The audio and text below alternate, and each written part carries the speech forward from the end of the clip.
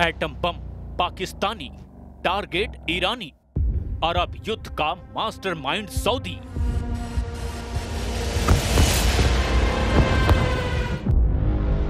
इस वक्त पश्चिम एशिया से लेकर के अरब की जमीन पर जो जंगी पैंतरे चल रहे हैं वो वाकई सर्वनाश के पुख्ता संकेत हैं। एक तरफ गाजा में इजरायली हमले में एक ही दिन में 100 के करीब फिलिस्तीनी मारे गए, 4 लाख से ज्यादा फिलिस्तीनी गाजा सिटी छोड़कर भाग चुके हैं, तो वहीं दूसरी तरफ राष्ट्रपति ट्रंप ने सऊदी अरब के प्रिंस मोहम्मद बिन सलमान के साथ मिलकर ईरान के खिलाफ ऐसी परमाणु चाल चली है जिसने ईरान को बैकफुट पर करना शुरू कर दिया है।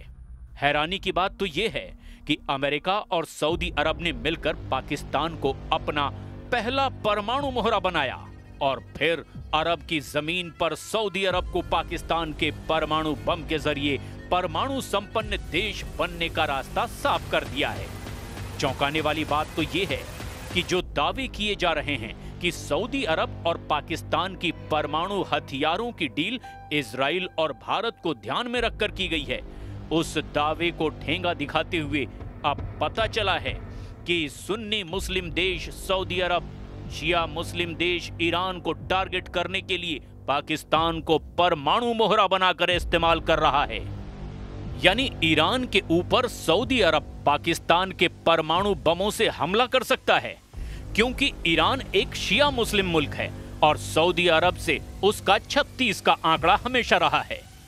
हम आपको गाजा में खूनी संग्राम से लेकर अरब युद्ध में मास्टरमाइंड बनने जा रहे सऊदी अरब की वो चाल दिखाने जा रहे हैं जिसने पुतिन के भी ईरान के बहाने पसीने निकालने शुरू कर दिए हैं।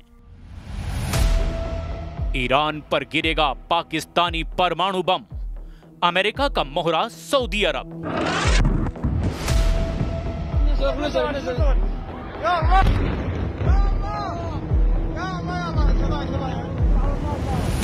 अब आप ये जान लीजिए कि 9 सितंबर को जब कतर पर इजराइल ने जबरदस्त मिसाइल हमला किया तो हमास के 5 नेताओं समेत 6 लोगों की जान चली गई। उसके बाद 57 मुस्लिम देशों वाले संगठन OIC या कहें कि इस्लामिक सहयोग संगठन ने इजराइल के खिलाफ भाषणबाजी तो खूब की, लेकिन जमीन पर कुछ असर अब तक दिखाई नहीं दिया। 9 सितंबर को कतर पर इजराइल ने मिसाइल हमला किया और मात्र इस हमले के 10 दिन के अंदर ही सऊदी अरब और पाकिस्तान के बीच परमाणु हथियारों को लेकर डील हो गई, या यूं कहें कि सऊदी अरब के बेतहाशा कर्ज में डूबे पाकिस्तान ने अपने परमाणु हथियार सऊदी अरब को एक तरह से बेच ही दिए।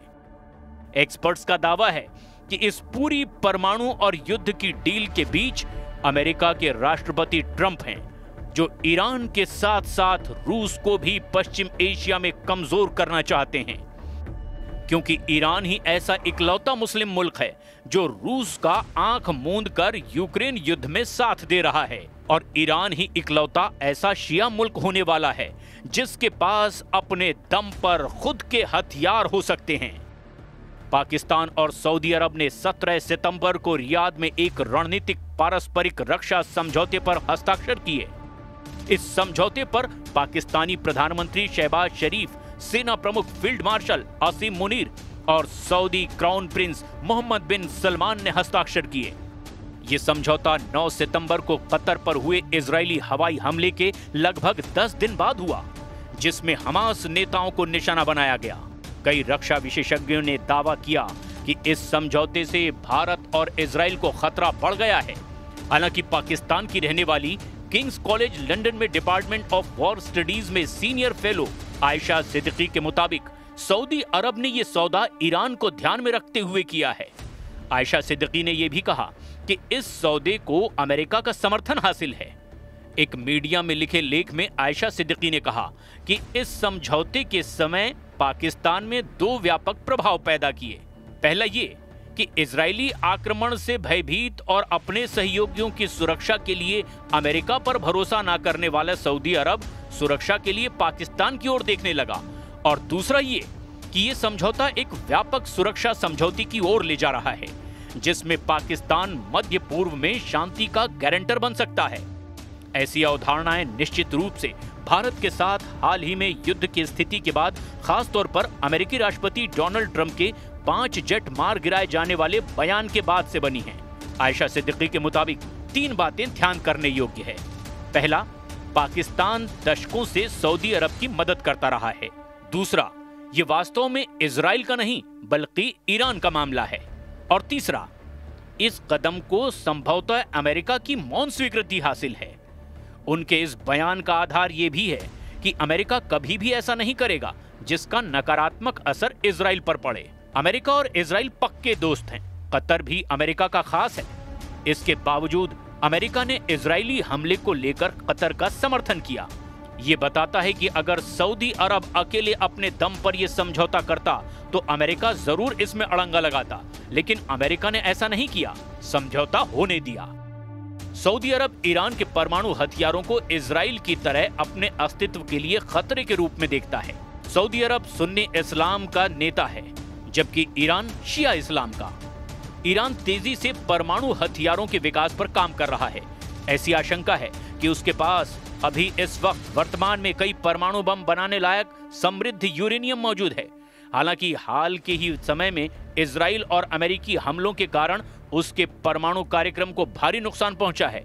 ऐसे में ईरान के परमाणु हथियारों से डरे मोहम्मद बिन सलमान अल सऊद ने एक दूसरे सुन्नी देश पाकिस्तान के परमाणु हथियारों को पाने के लिए यह रक्षा सौदा कर लिया है।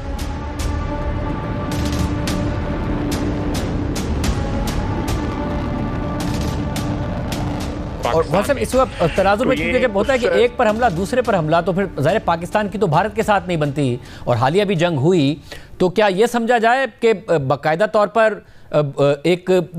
वो भी उस तरीके से इन्वॉल्व होंगे? अगर पाकिस्तान और भारत का तनाज़ा होता है, फिर सऊदी अरब का किसी से तनाज़ा होता है, तो हमारी भी फोर्सेज इन्वॉल्व होंगी? जी बिल्कुल, इसमें कोई शक नहीं है। हमने कोई किसी जो है वो मुल्क का नाम नहीं लिया कि कौन मुल्क जो है वो अग्रेसर होगा तो हम जो है वो रिटेलिएट करेंगे। ना सऊदी अरेबिया ने उसका कोई नाम लिया है, ना हमने कोई नाम लिया है। तो इट इज़ जस्ट एक अम्ब्रेला है जो प्रोवाइड किया गया है दोनों अतराफ से कि किसी के साथ भी एग्रेशन हो, किसी साइड से भी एग्रेशन हो, वो जॉइंटली उस चीज़ को जो है डिफेंड किया जाएगा, उस एग्रेशन का जवाब दिया जाएगा। पाकिस्तान के प्रधानमंत्री शहबाज शरीफ के साथ पाकिस्तानी सेना प्रमुख आसिम मुनीर, उप प्रधानमंत्री इशाक डार, रक्षा मंत्री ख्वाजा आसिफ, वित्त मंत्री मोहम्मद औरंगजेब और हाई लेवल डेलीगेशन सऊदी अरब पहुंचा है। जिस वक्त इस रक्षा समझौते पर साइन किए जा रहे थे, तब पाकिस्तानी सेना प्रमुख आसिम मुनीर भी वहां मौजूद थे। एक अधिकारी ने रॉयटर्स को बताया कि यह समझौता किसी खास देश या घटना के खिलाफ नहीं हुआ, बल्कि दोनों देशों के बीच लंबे समय तक चले गहरे सहयोग का आधिकारिक रूप है। लेकिन हकीकत में यह समझौता ईरान पर दोहरी मार है। उसके परमाणु फैसिलिटी पर हमले हो चुके हैं और सऊदी अरब को पाकिस्तान के परमाणु हथियार मिलने का रास्ता साफ हो चुका है। लेकिन हैरानी की बात यह है कि सऊदी अरब, कतर और पाकिस्तान कतर पर हमले और गाजा में कत्लेआम पर इजराइल के खिलाफ एक भी सख्त कार्रवाई नहीं कर पाए हैं, जबकि गाजा में इजराइल फिलिस्तीनियों को गाजा सिटी से भागने पर मजबूर कर रहा है।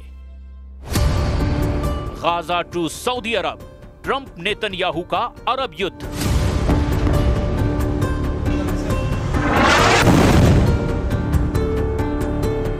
आप ये भी जान लीजिए कि पश्चिम एशिया से लेकर के अरब मुल्कों के बीच चल क्या रहा है। पहले गाजा के ताजा हाल को भी समझते हैं। कुछ घंटे पहले ही इजराइल ने एक बार फिर से गाजा के अलग अलग इलाकों पर बेतहाशा हमले किए हैं। 7 अक्टूबर 2023 से शुरू हुए हमास और इजराइल के बीच युद्ध में अब तक 65,208 फिलिस्तीनियों की मौत हो चुकी है।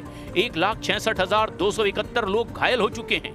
इजराइल ने गाजा सिटी और दक्षिणी इलाकों में जमीनी अभियान और स्ट्राइक बढ़ा दिया है।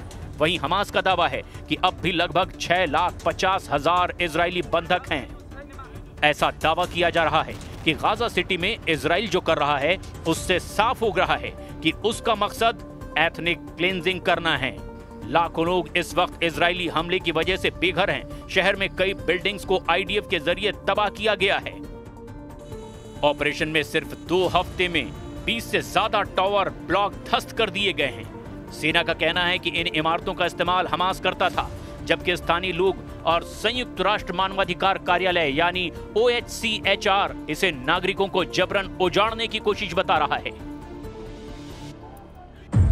इजरायली सेना ने हाल ही के दिनों में जैतून, मुफ्फा, शेजाया और शेख अल रदवान इलाकों में भी लगातार घरों को निशाना बनाया है। इन जगहों पर तबाही सैटेलाइट तस्वीरों में साफ दिखाई दी है। गाजा की NGO नेटवर्क के प्रमुख अमजद अल चावा का कहना है कि गाजा सिटी की 65% से ज्यादा इमारतें और घर अब तक तबाह और बुरी तरह से बर्बाद हो चुकी हैं। सबसे ताजा हवाई हमले में 91 से ज्यादा फिलिस्तीनी इजरायली हमले में मारे गए हैं। वीडियो में भी कुछ ही मिनटों में हवाई हमले में 2 मिसाइलें इमारत के आधार पर गिरी और पूरी इमारत 6 सेकंड में ही ढह गई। धूल और मलबे ने आसपास खड़े सैकड़ों फिलिस्तीनी टैंकों को घेरे में देख लिया। इजराइल के वित्त मंत्री बेज़लेल स्मोट्रिच ने पहले ही कह दिया है कि गाजा का बड़ा हिस्सा पूरी तरह नष्ट कर दिया जाएगा और आबादी को मिस्र सीमा के पास छोटे हिस्से तक सीमित किया जाएगा। वहीं सेना के प्रवक्ता लेफ्टिनेंट कर्नल नदान शोशानी का कहना है कि गाजा को पूरी तरह मिटाने की कोई रणनीति नहीं है। ऐसे हालात में साफ कहा जा सकता है कि अमेरिका और इजराइल ने मिलकर के अब अरब देशों को पूरी तरह से कंट्रोल कर रखा है और ईरान को इसीलिए टारगेट कर रहा है ताकि रूस को कमजोर किया जा सके। अब देखना यह होगा कि पाकिस्तान के परमाणु बम ईरान के खिलाफ इस्तेमाल होते हैं या नहीं।